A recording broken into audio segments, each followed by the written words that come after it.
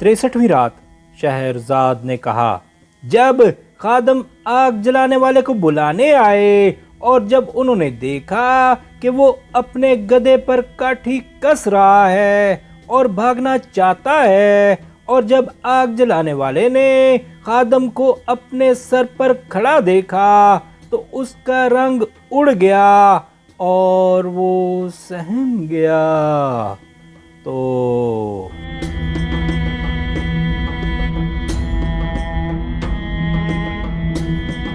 اب آگ جلانے والے نے بلند آواز سے کہا کہ اس نے میری ساری بھلائیوں پر پانی پھیر دیا، اور اس کی وجہ سے دربان کی بیوی نے اس خادم اور دوسرے نوکروں کو میرے پیچھے لگا دیا، گویا میں بھی اس کے گناہ میں شامل ہوں۔ اتنے میں خادم نے اسے ڈانٹ کر کہا کہ اے جھوٹے، اشعار کون پڑھتا تھا؟ تو نے مجھ سے یہ کیوں کہا کہ نہ تو نے اشعار پڑھے اور نہ تجھے معلوم ہے کہ کس نے پڑھے ہیں، حالانکہ وہ تیرا رفیق ہے؟ اس لیے میں یہاں سے لے کر بغداد تک تیرا پیچھا نہ چھوڑوں گا، اور جو تیرے رفیق کا حال ہوگا وہی تیرا بھی ہوگا۔ جب اس نے خادم کو یہ کہتے سنا تو وہ اپنے دل میں کہنے لگا کہ جس سے میں ڈرتا تھا آخر وہی ہوا۔ اب خادم نے دوسرے نوکروں سے کہا کہ اسے گدھے سے اتار لو اور گھوڑے پر سوار کر کے قافلے کے ساتھ لے چلو۔ جب وہ روانہ ہوئے تو نوکر چاکر اس کے ارد گرد چلنے لگے۔ خادم نے ان سے چپکے سے کہا کہ اسے عزت سے رکھنا، ذلیل نہ کرنا، اگر اس کا ذرا بھی بال بیکا ہوا تو تمہاری خیر نہیں۔ جب آگ جلانے والے نے نوکروں کو اپنے ارد گرد دیکھا تو وہ زندگی سے نا امید ہو گیا اور خادم کی طرف مخاطب ہو کر کہنے لگا کہ اے سردار، میں نہ اس شخص کا بھائی ہوں اور نہ عزیز، نہ میرا اس سے کوئی رشتہ ناتا ہے، نہ ہی اس کا مجھ سے۔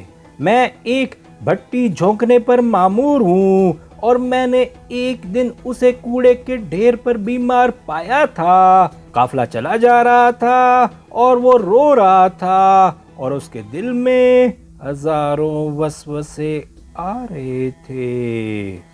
خادم اس کے ساتھ ساتھ تھا، لیکن خادم نے اسے اصل بات نہ بتائی، بلکہ اس نے کہا کہ تو نے اور اس لڑکے نے شعر پڑھ پڑھ کر میری مالکہ کو تکلیف پہنچائی ہے، کیا تجھے اپنی جان کا خوف نہیں؟ خادم دل ہی دل میں اس پر ہنستا، اور جب وہ ٹھہرتے تو وہ کھانا لاتا اور دونوں ایک ہی برتن میں کھاتے، اور پھر وہ شراب کی سراہی منگواتا اور خود پیتا اور آگ جلانے والے کو پلاتا، لیکن اپنی جان کے خوف اور ذول مکان کے فراق کی وجہ سے اس کے آنسو بند نہ ہوتے، اور وہ یہ سوچتا جاتا تھا کہ پردیس میں آ کر وہ کس مصیبت میں پھنس گیا۔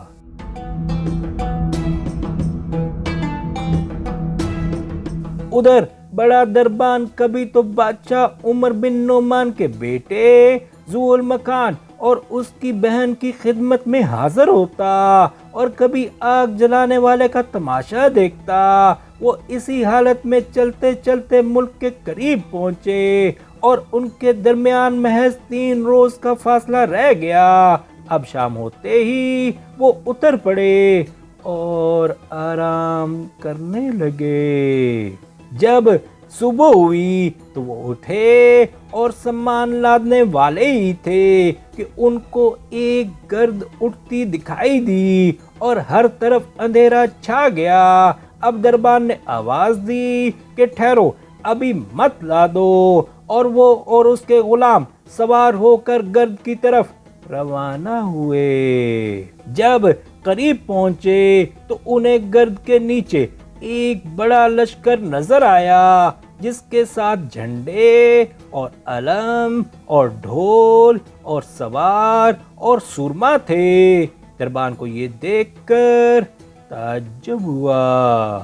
جب لشکر والوں نے اس کو دیکھا تو انہوں نے آگے بڑھ کر دربان اور اس کے ساتھیوں کو گھیر لیا۔ اب دربان نے پوچھا کہ یہ کیا قصہ ہے اور یہ لشکر کہاں سے آیا ہے؟ انہوں نے کہا کہ پہلے تو بتا کہ تو کون ہے اور کہاں سے آ رہا ہے؟ اس نے جواب دیا کہ میں بغداد اور خراسان کے بادشاہ عمر بن نعمان کے بیٹے شرکان کا، جو دمشق کا والی ہے، بڑا دربان ہوں، اور اس نے مجھے خراج اور ہدیے دے کر اپنے باپ کے پاس بغداد بھیجا ہے۔ جب انہوں نے اس سے یہ سنا تو منہ پر رومال ڈال کر رونے لگے اور کہا کہ عمر بن نعمان فوت ہو چکا ہے اور اسے زہر دے دیا گیا ہے، اور اس کی جگہ تو اب بڑے وزیر دندان سے مل سکتا ہے۔ جب دربان نے یہ سنا تو رونے پیٹنے لگا اور کہنے لگا کہ ہائے افسوس اس سفر میں ہماری ناکامی، اور پھر وہ وزیر دندان سے ملنے کے لیے اس کے پاس گیا۔ جب وہ اس کے پاس آیا تو وزیر دندان نے اس سے حال دریافت کیا۔ اس نے کہا کہ میں دمشق کا امیر دربان ہوں اور ہدیے اور دمشق کا خراج لے کر آیا ہوں۔ جب وزیر نے سنا تو بادشاہ عمر بن نعمان کو یاد کر کے رونے لگا اور اس سے کہا بادشاہ کو زہر دے دیا گیا ہے، اور اس کی موت کے بعد لوگوں میں اختلاف ہو گیا ہے کہ کس کو بادشاہ بنائے، یہاں تک کہ ان میں خون خرابہ ہونے کو تھا، مگر اراکین اور امراء اور چاروں قاضیوں نے ان کو روکا، اور ان کا اس بات پر اتفاق ہوا کہ جو چاروں قاضی کہیں گے اسے سب لوگ مان لیں گے۔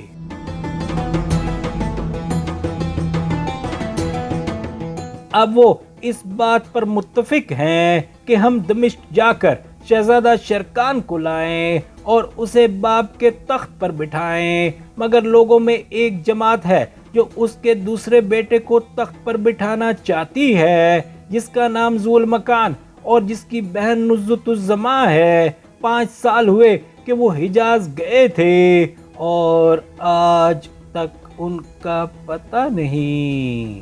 جب دربان نے یہ سنا تو اس کو یقین آ گیا کہ جو قصہ اس کی بیوی نے بیان کیا تھا صحیح ہے۔ بادشاہ کی موت پر اسے بہت غم ہوا، لیکن ساتھ ساتھ خوشی بھی ہوئی، بالخصوص ذو المکان کے آنے کی وجہ سے، کیونکہ اس کا گمان تھا کہ وہ اپنے باپ کی جگہ بغداد کے تخت پر بیٹھے گا۔ اب دربان نے وزیر دندان کی طرف مخاطب ہو کر کہا کہ تمہارا قصہ عجیب و غریب ہے اے بڑے وزیر۔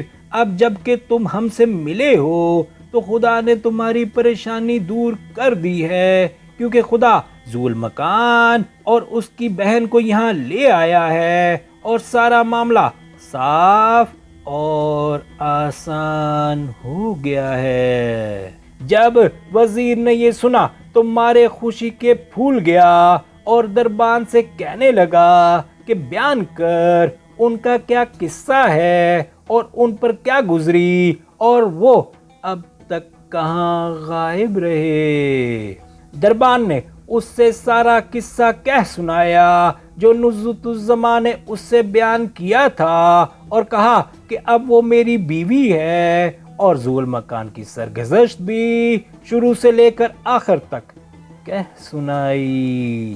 جب دربان اپنی باتیں ختم کر چکا تو وزیر دندان نے امراء اور وزراء اور ملک کے بڑے لوگوں کو بلوایا اور انہیں ساری باتوں سے مطلع کیا۔ یہ سن کر وہ بہت خوش ہوئے، اور ان واقعات سے انہیں سخت تعجب ہوا۔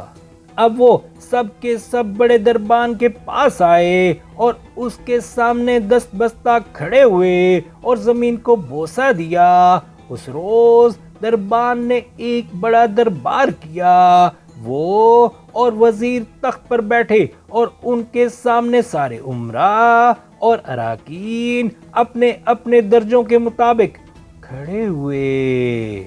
اس کے بعد انہوں نے باقی لشکر کو حکم دیا کہ وہ آہستہ آہستہ آگے بڑھیں اور خود مشورہ کرنے بیٹھ گئے، اور وہ لوگ اس بات پر متفق ہو گئے کہ ذو المکان کو بادشاہ عمر بن نعمان کی جگہ بادشاہ بنا دیا جائے۔ اب دربان نے کہا کہ میری رائے یہ ہے کہ تم سے آگے چل دوں تاکہ میں نئے بادشاہ کی خاطر خواہ جگہ تیار کروں اور اسے تم لوگوں کے آنے کی خبر پہنچاؤں، اور یہ کہ تم نے اس کے بھائی شرکان کو چھوڑ کر اسے اپنے اوپر بادشاہ بنایا ہے۔ وزیر نے کہا کہ تیری رائے مناسب ہے۔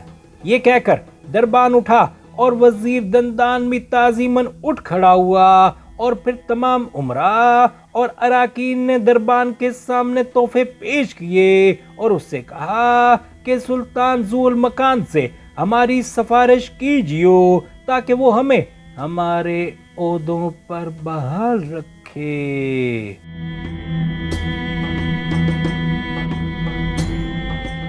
بڑے دربان نے ان کی درخواست منظور کر لی اور اپنے غلاموں کو کوچ کا حکم دے دیا۔ وزیر دندان نے اس کے ہمراہ خیمے بھیجے اور غلاموں کو حکم دیا کہ انہیں شہر سے ایک دن کی راہ پر نصب کریں۔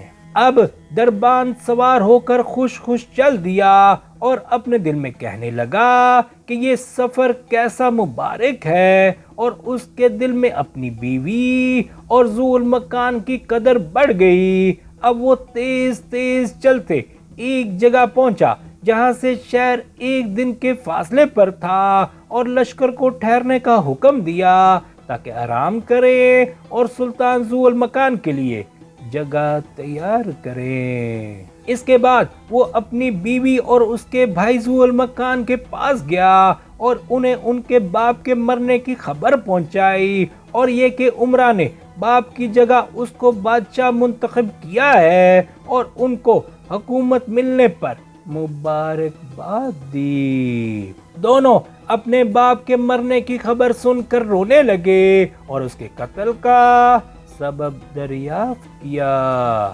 دربان نے کہا کہ اس کی خبر وزیر دندان کو ہے، اور وہ اپنے لشکر کے ساتھ ان قریب یہاں پہنچ جائے گا۔ اور پھر وہ ذو المکان کی طرف مخاطب ہو کر کہنے لگا کہ اے بادشاہ، اب سوائے اس کے اور کوئی چارہ نہیں کہ تو ان کے انتخاب کو منظور کرے، کیونکہ انہوں نے باہم متفق ہو کر تجھے منتخب کیا ہے، اور اگر تو منظور نہیں کرے گا تو وہ کسی دوسرے کو سلطان بنا دیں گے، اور یہ ممکن ہے کہ تو اس کے ہاتھ سے امن و امان میں نہ رہ سکے۔ اس پر ذو المکان تھوڑی دیر تک سر جھکائے رہا اور پھر کہنے لگا کہ میں نے منظور کیا کیونکہ اس سے مفر نہیں۔ اور پھر اس نے پوچھا کہ میرے بھائی شرکان کا کیا ہوگا؟ اس نے کہا کہ وہ دمشق کا سلطان ہے اور تو بغداد کا۔ تو اپنا ارادہ مضبوط رکھ اور اپنے کام میں مشغول ہو جا۔ ذو المکان نے اسے منظور کر لیا۔ اب دربان نے اسے شاہی لباس پیش کیا جو وزیر دندان اپنے ساتھ لایا تھا، اور خنجر دیا، اور غلاموں کو حکم دیا کہ ایک بلند مقام چن کر اس میں بڑے بڑے خیمے لگائیں تاکہ جب عمرہ بادشاہ سے ملنے آئیں تو وہاں بیٹھ کر ان سے ملے۔ اب تھوڑی دیر کے بعد انہیں غبار اڑتا دکھائی دیا، یہاں تک کہ وہ چاروں طرف پھیل گیا۔